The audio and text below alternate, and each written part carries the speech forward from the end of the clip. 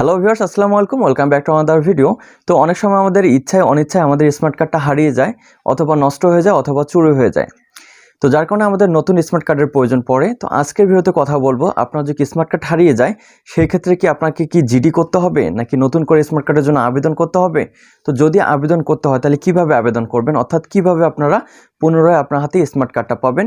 তো সেই বিষয়টা নিয়ে বিস্তারিত কথা বলবো এই ভিডিওতে। তো আমরা সিম্পলি যখন আমাদের স্মার্ট কার্ডটা হারিয়ে যায়, অথবা নষ্ট হয়ে যায়, অথবা চুরি হয়ে যায়, তো সেক্ষেত্রে আমরা কি করি?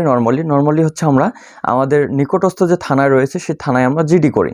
তো জিডি করার পর সেই জিডির কপিটা আমরা সাথে রেখে, অর্থাৎ যে কোনো অনলাইনে অথবা আপনি চাইলে মোবাইলেও রিইস্যুর জন্য আবেদন করতে হয়।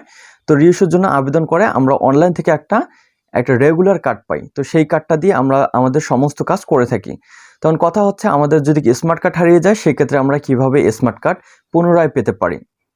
তো বন্ধুরা, এই বিষয়টা নিয়ে এর আগে আমাকে ইউটিউবে অনেকেই কমেন্ট করছেন এবং অনেকেই আমার কাছ থেকে জানতে চাইছেন যে স্মার্ট কার্ড যদি হারিয়ে যায় সেক্ষেত্রে আমরা পুনরায় কিভাবে স্মার্ট কার্ড পেতে পারি। তো বন্ধু, এই বিষয়টা নিয়ে আমি উপজেলায় এবং 105-এ বাংলাদেশ নির্বাচন কমিশনের যে হেল্পলাইন আছে সেই হেল্পলাইনে কথা বলি। সেখান থেকে তারা আমাদেরকে জানায়, সেটা হচ্ছে সারা দেশে এখন কিন্তু স্মার্ট কার্ড বিতরণ কার্যক্রম শুরু হয় নাই। অনেক জেলায় কিন্তু এখন পর্যন্ত স্মার্ট কার্ড পৌঁছায় নাই, অথবা অনেকেই এখনও স্মার্ট কার্ড পায় নাই।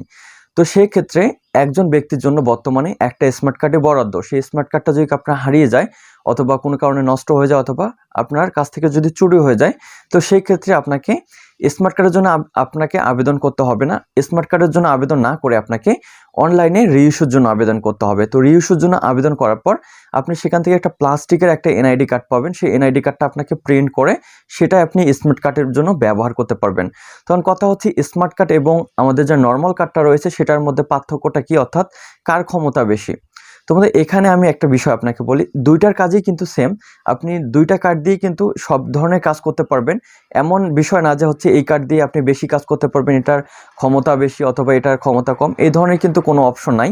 তো সেই ক্ষেত্রে আপনার যদি স্মার্ট কার্ড হারিয়ে যায় সেক্ষেত্রে আপনাকে রিইস্যুর জন্য ফার্স্ট টাইম আবেদন করতে হবে। আবেদন করার পর আপনি সেখান থেকে যে কার্ডটা পাবেন সেই কার্ডটা দিয়ে আপনি সমস্ত কাজ করতে পারবেন। তখন কথা হচ্ছে, আমরা যখন আমাদের স্মার্ট কার্ডটা যে হারিয়ে গেছে, অথবা নষ্ট হয়ে গেছে, অথবা চুরি হয়ে গেছে, তো সেই ক্ষেত্রে আমরা কি ফিউচারে কি স্মার্ট কার্ড পেতে পারি?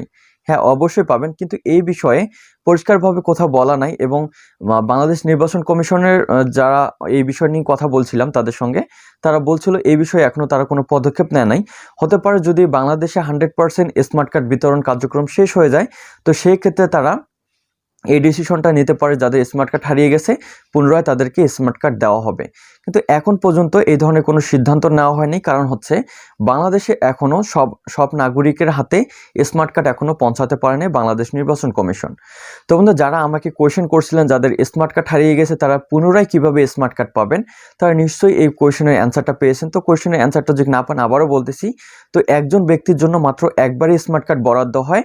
তো সেই স্মার্ট কার্ডটা যদি আপনার হারিয়ে যায়, নষ্ট হয়ে যায়, অথবা চুরি হয়ে যায়, তো সেক্ষেত্রে আপনি আর স্মার্ট কার্ড পাবেন না। তো যদি নির্বাচন কমিশন যে পরবর্তী পদক্ষেপ নেয় যে স্মার্ট কার্ড বিতরণ কার্যক্রম আবার আমরা শুরু করব, যাদের হারিয়ে গেছে, নষ্ট হয়ে গেছে, অথবা চুরি হয়ে গেছে, তো সেক্ষেত্রে আপনারা পেতে পারেন।